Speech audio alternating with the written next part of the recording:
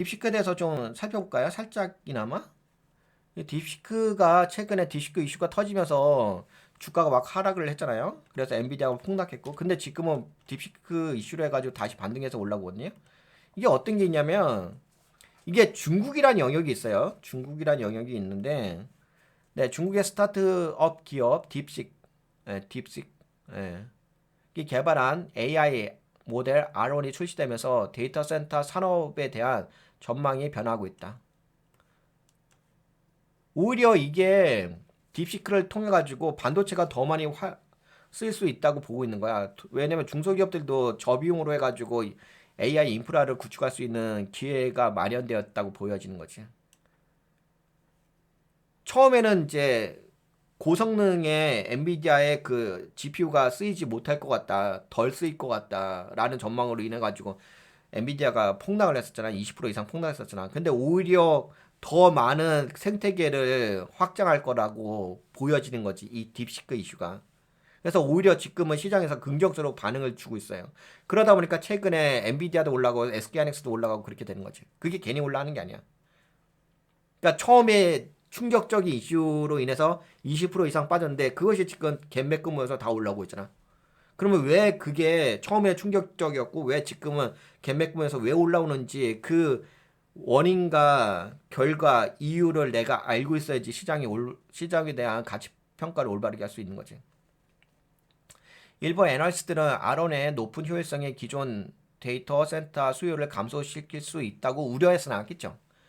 오히려 아론의 높은 효율성의 기존 데이터 센터의 수요를 감소시킬 수 있다고 우려하으나 장기적으로 오히려 AI 확산을 가속화하면서 데이터 센터 시장을 더욱 성장시킬 가능성이 높다는 분석이 나왔습니다. 초기 영향은 딥시크의 아론 모델은 기존의 AI 모델보다 적은 연산 자원으로도 강력한 성능을 제공하는 것을 목표로 하고 있습니다. 초기 반응 2025년 1월 아론 발표 이후 일부 투자자들은 데이터 센터 산업의 성장성이 둔화될 가능성을 우려했습니다. 그래가지고 폭락한 거잖아. 딥시크 아론이 기존보다 더 적은 연산 능력으로 AI를 구현할 수 있다면 대규모 데이터 센터가 불필요해질 것이지 않을까라고 생각해가지고 폭락을 한 거죠. 그러나 딥시크 아론이 추론 과정에서 20에서 30배 적은 연산 능력을 필요로 한다는 주장은 여전히 검증 중이며 데이터 센터 수요를 근본적으로 낮출 수준은 아니라는 의견도 있습니다. 이거는 아직까지 좀 더 검증이 필요하다는 거죠. 데이터 센터 시장의 낙관적 전망. 아, 일부 애널리스트는 딥시크 아론과 같은 모델이 데이터 센터 산업을 둔화시키는 것이 아니라 오히려 더 많은 AI 모델의 확산을 촉진할 것이라고 분석하고 있습니다.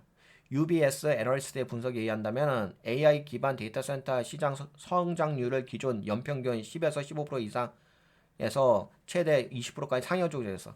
그러니까 UBS의 투자 회사죠. 애널리스트의 분석에 의한다면 AI 기반 데이터 센터 시장 성장률을 기존 연평균 10에서 15%였는데 상향 조정했다. 오히려 상향 조정했어.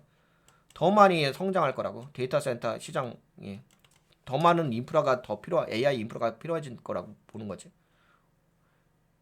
2025년 데이터 센터 장비 시장 매출은 20% 증가할 것으로 예상한다.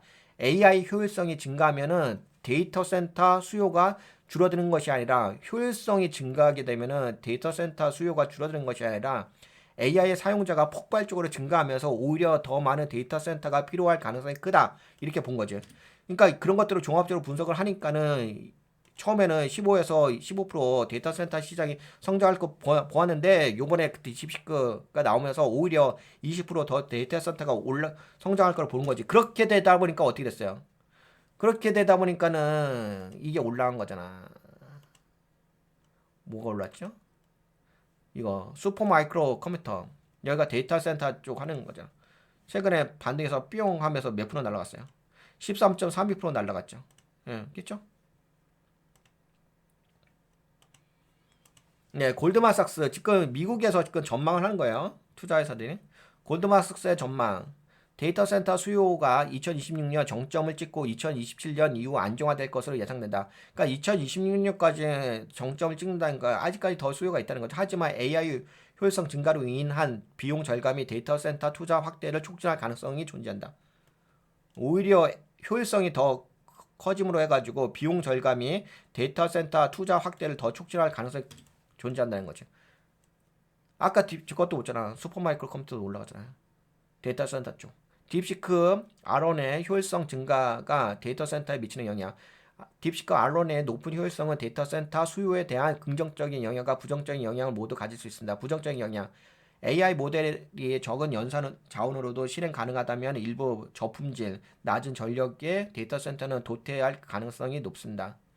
UBS는 낮은 품질의 데이터 센터는 향후 수요 감소로 인해 가격이 하락할 가능성이 높다고 지적했다. 긍정적인 거.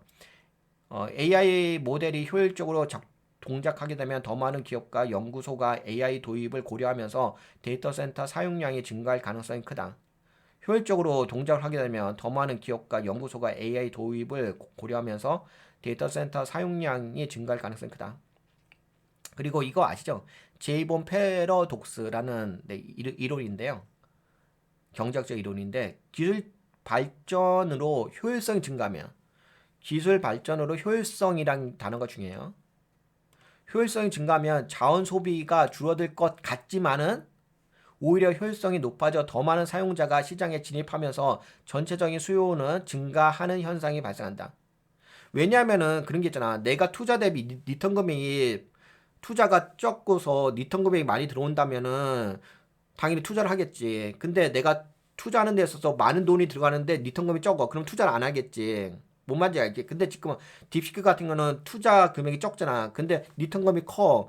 그럼 투자하겠지. 그럼 수요가 증가하겠지. 그 원리예요. AI도 마찬가지로 딥시크 R1과 같은 고효율 모델이 등장하면 더 많은 기업이 AI를 활용할 것이고 이는 데이터 센터의 전반적인 수요를 더욱 증가시킬 가능성이 있습니다. 그래서 결론만 이야기할게. 시간 관계상 너무 오래 가니까. 딥시크 R1의 발표는 데이터 센터 시장에 대한 투자자들의 기대감을 일부 조정했지만 처음에는 장기적으로 AI 확산을 촉진하는 요인이 되어 데이터 센터 시장의 성장에 긍정적인 영향을 미칠 가능성이 높습니다. 효율적인 AI 모델의 도입이 데이터 센터 산업의 성장을 둔화시키는 것이 아니라 오히려 더 많은 AI 활용을 촉진하면서 시장을 더욱 성장시킬 가능성이 크다는 분석이 지배적입니다.